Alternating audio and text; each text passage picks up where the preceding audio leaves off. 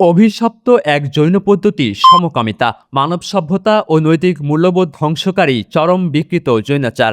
কোনো সুস্থ সভ্য মানুষ সমকামিতাকে মেনে নিতে পারে না। কুরআন হাদিসে সমকামিতার শাস্তি মৃত্যুদণ্ড বলে ঘোষণা করা হয়েছে। আল্লাহ তাআলা সমকামিতার অপরাধে একটি জাতিকে পুরোপুরি ধ্বংস করে দিয়েছেন। সম্প্রতি বাংলাদেশে আশঙ্কাজনকভাবে সমকামীদের নানামুখী তৎপরতার খবর পাওয়া যাচ্ছে। গত 28 April Barishal Sher-e-Bangla medical college হাসপাতাল থেকে এক সমকামী জুটিকে গ্রেপ্তার করেছে পুলিশ। 14 মে রাজধানীর সরকারি ইউনানি ও আয়ুর্বেদিক মেডিকেল কলেজের ছাত্রাবাসে সমকামিতায় লিপ্ত থাকার অভিযোগে 4 শিক্ষার্থীকে বহিষ্কার করা হয়েছে। তাদের 15 দিনের কারাদণ্ড দিয়েছে আদালত। অপরদিকে 5 জুন কুমিল্লা মেডিকেল কলেজ হাসপাতাল কর্তৃপক্ষ জানিয়েছে, হাসপাতালে চিকিৎসাধীন 546 জন এইডস রোগীর মধ্যে বেশিরভাগই সমকামী ও যৌনকর্মী।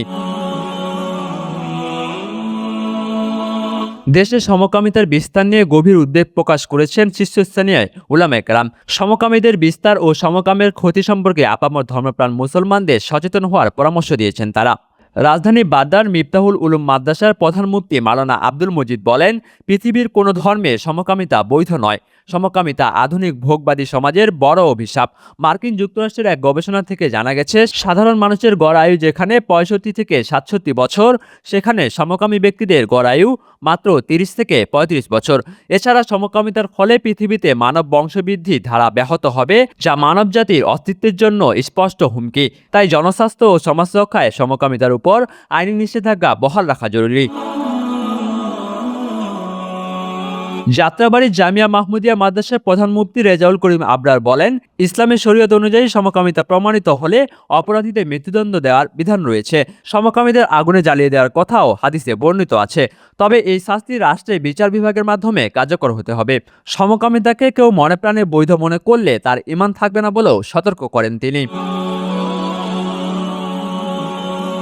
বিশিষ্ট লেখক ও গবেষক মাওলানা আব্দুল্লাহ আল ফারুক বলেন, ইসলাম ও সুস্থ সমাজ ব্যবস্থায় যা জঘন্য অপরাধ, পশ্চিমা বিশ্ব ও ইসলাম বিদেশি গোষ্ঠীগুলো সমাজ ধ্বংস করতে, সেটাই প্রতিষ্ঠিত করতে উঠে পড়ে লেগে থাকে। এদেশে যারা পশ্চিমা এজেন্ডা বাস্তবায়ন করতে চায়, তারাই সমকামীদের মূল পৃষ্ঠপোষক।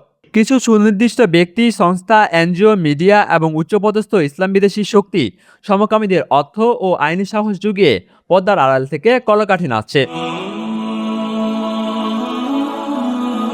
রাজধানী মিরপুরে জামিয়া ইসলামিয়া দারুল উলুম মাদ্রাসার সিনিয়র মুহাদ্দিস মুফতি মাসুম বিল্লাহ বলেন, সমকামিতা থেকে বাঁচতে পরিবারের নৈতিক ও ধর্মীয় শিক্ষা জোরদার করতে হবে।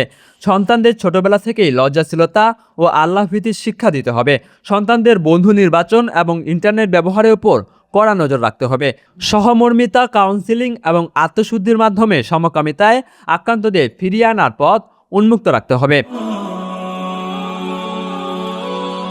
আন্তর্জাতিক গণমাধ্যমের তথ্য অনুযায়ী বিশ্বের 70টিরও বেশি দেশে সমকামিতা সম্পূর্ণ নিষিদ্ধ। Saudi Arab, Sudan, Yemen, Iraq, Afghanistan, Pakistan, Qatar সহ বেশ কয়েকটি দেশে সমকামিতার রাষ্ট্রীয় শাস্তি মৃত্যুদণ্ড।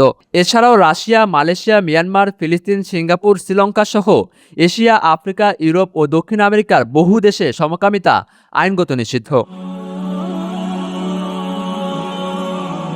বাংলাদেশের প্রচলিত আইনে সমকামিতা একটি দণ্ডনীয় অপরাধ। দণ্ডবিধি 377 ধারায় উল্লেখ আছে, কোনো ব্যক্তি যদি প্রকৃতির নিয়মের বিরুদ্ধে কোনো পুরুষ, নারী বা পশুর সাথে যৌন সঙ্গম করে, তাকে আজীবন কারাদণ্ড অথবা সর্বোচ্চ 10 বছর পর্যন্ত সশ্রম কারাদণ্ড এবং আর্থিক জরিমানায় দণ্ডিত করার স্পষ্ট বিধান রয়েছে।